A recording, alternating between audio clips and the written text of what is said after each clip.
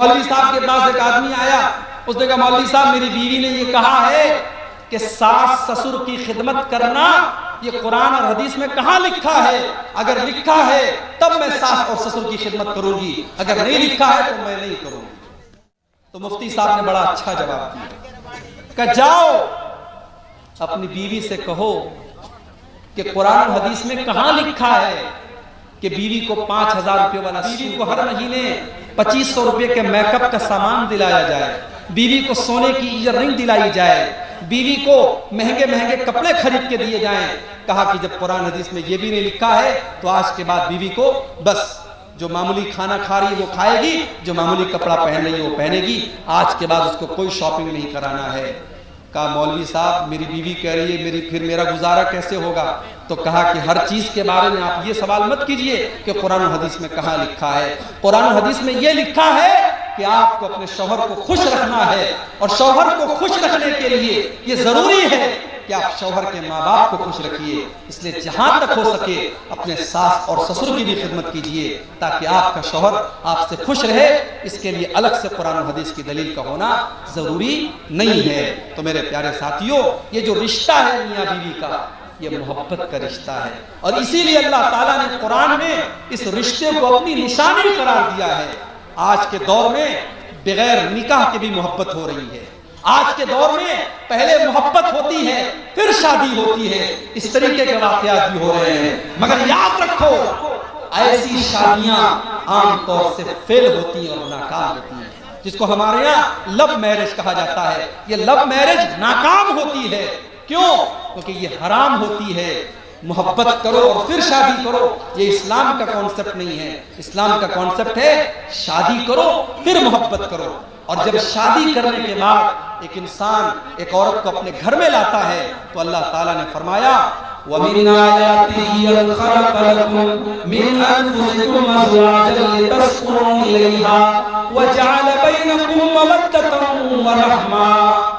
میرے بندو، ہماری بہت بڑی نشانی یہ بھی ہے کہ ہم نے تمہارے لیے تمہاری بیویوں کو بنایا، تمہاری پتنیوں کو بنایا، اور ہم نے پتی پتنی کے بیچ میں، ہم نے میاں بیوی کے بیچ میں محبت رکھ دی اور رحمت رکھ دی۔ علماء کہتے ہیں محبت کا تعلق جوانی سے ہے اور رحمت کا تعلق بڑھاپے سے۔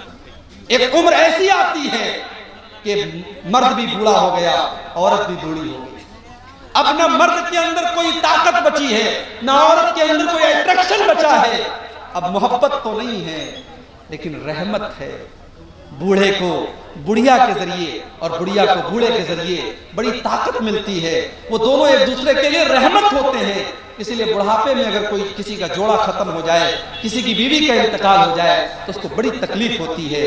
تو اللہ نے کہا کہ اس رشتے میں ہم نے محبت بھی پیدا کی ہے اور رحمت بھی پیدا کی ہے، اور ہم نے تمہاری بیویوں کو اس لیے بنایا ہے تاکہ تم ان سے سکون حاصل کرو۔ تو میاں بیوی کے رشتے کو اللہ نے سکون کا ذریعہ بنایا ہے، اس لیے شوہر کو بیوی کے ذریعے سکون ملے اور بیوی کو شوہر کے ذریعے سکون ملے۔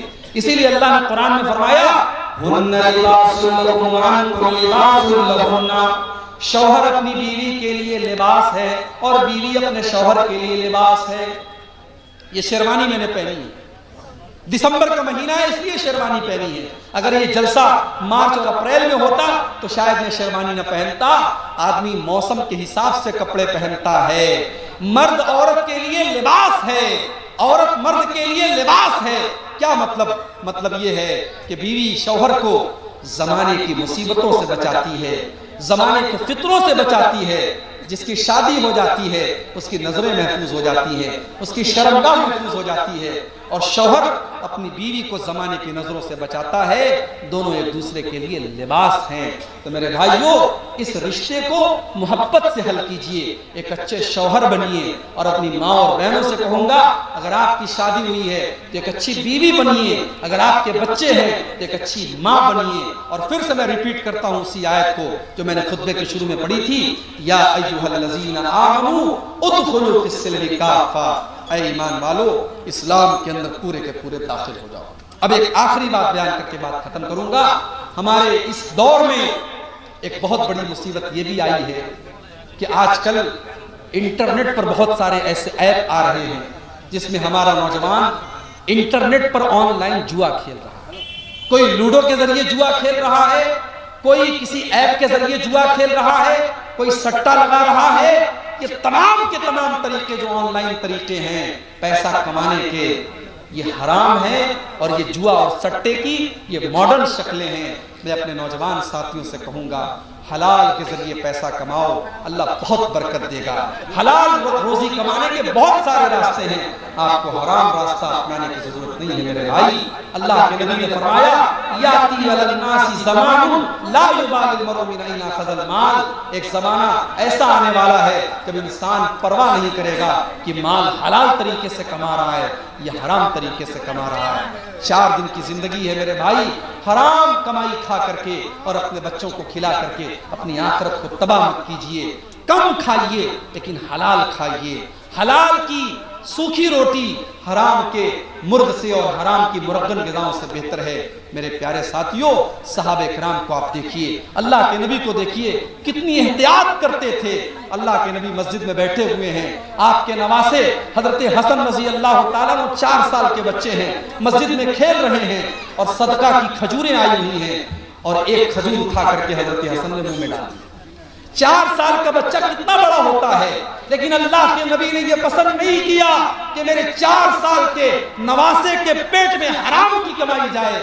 آپ نے کہا، اپنے 4 سال کے نواسے سے آپ نے کہا، کک کک بیٹا اس کو تھوک دے تھوک دے، اور اس کے بعد آپ نے فرمایا، اما شعورت انا لا ناکل صدقہ، میرے بچے کیا تجھ کو پتہ نہیں ہے ہم صدقہ نہیں کھاتے، تو نبی کا نواسا ہے تو صدقہ نہیں کھا سکتا۔ اللہ کے نبی نے اپنے 4 سال کے بچے کو بتایا کیا حلال ہے کیا حرام ہے۔ میرے پیارے بھائیوں، اگر آپ کا بچہ کوئی حرام طریقے سے پیسہ کما رہا ہے تو آپ پوچھئے، اگر حرام کا پیسہ آپ کے گھر میں آ رہا ہے اور آپ شوق سے کھا رہے ہیں تو اس گناہ میں آپ بھی شامل مانے جائیں گے۔ اس لیے اپنی کمائی کو بھی آپ حلال کیجئے۔ اور میں اپنے ان بھائیوں سے جو بزنس کرتے ہیں، کاروبار کرتے ہیں، میں ان سے کہوں گا آپ علماء سے اپنے تعلق کو جوڑیے، علماء سے کانٹیکٹ کیجئے۔ کوئی اگر بزنس آپ کو اچھا لگ رہا ہے، کوئی کاروبار اچھا لگ رہا ہے، آپ پہلے پتہ کیجئے یہ کاروبار صحیح ہے کہ نہیں ہے، یہ بزنس صحیح ہے کہ نہیں ہے۔ ابھی کلیا چک میں میرا پروگرام تھا، وہاں لوگوں نے مجھے بتایا کہ عورتیں بیڑی بناتی ہیں، عورتیں بیڑی بناتی ہیں، اور خاص طور سے وہ عورتیں جو بیوہ ہو جاتی ہیں یا جو طلاق شدہ ہو جاتی ہیں، جن کا کوئی سہارا نہیں ہے، وہ بیچاری بیڑی بنا کر کے اپنی زندگی گزارتی ہیں۔ میں نے کہا یہ کوئی دلیل نہیں ہے۔ اگر کوئی عورت بیوہ ہے اس کو سہارا دیا جائے، اس کی دوسری شادی کرائی جائے۔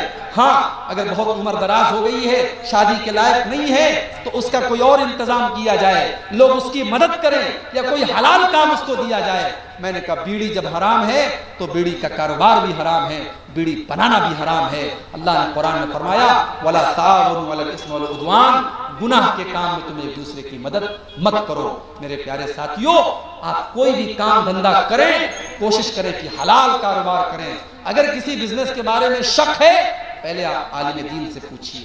جیسے آپ نماز کے مسئلے پوچھتے ہیں، وضو کے مسئلے پوچھتے ہیں، غسل کے مسئلے پوچھتے ہیں، کاروبار کے مسئلے بھی آپ پوچھئے۔ آپ پیسہ کمانے کے معاملے میں آزاد نہیں ہیں کہ جیسے من چلے اور جیسے جی چاہے آپ پیسہ کمائیں۔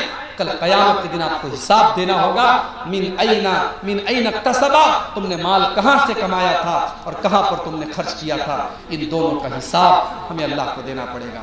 تو یہ چند باتیں تھی جو میں نے آپ کے سامنے قرآن کریم کے دوسرے پارے کی روشنی میں رکھی کہ ہمیں اور آپ کو اسلام میں پورے کے پورے داخل ہونا ہے۔ وَلَا تَتَّبِعُوا خُطُوَاتِ الشَّيْطَانِ، شیطان کے راستے پر مت چلو، اِنَّهُ لَكُمْ عَدُوٌّ مُبِینٌ، شیطان تمہارا کھلا ہوا دشمن ہے۔ آئیے ہم اللہ سے دعا کریں۔ یہ رات کا وقت ہے، تہجد کا وقت ہے، رات کا آخری پہر ہے، یہ اللہ کی مغفرت کا وقت ہے۔ آئیے ہم اللہ سے دعا کریں کہ اللہ تعالیٰ آج کے اس پروگرام میں ہم سب کے جمع ہونے کو قبول فرمائے، اللہ ہماری خطاؤں کو معاف فرمائے، اللہ ہماری نیکیوں کو قبول فرمائے۔ جس مدرسے کے لیے آج ہم نے چندہ دیا ہے، اللہ ہمارے چندے کو، ہمارے دان کو قبول کرے۔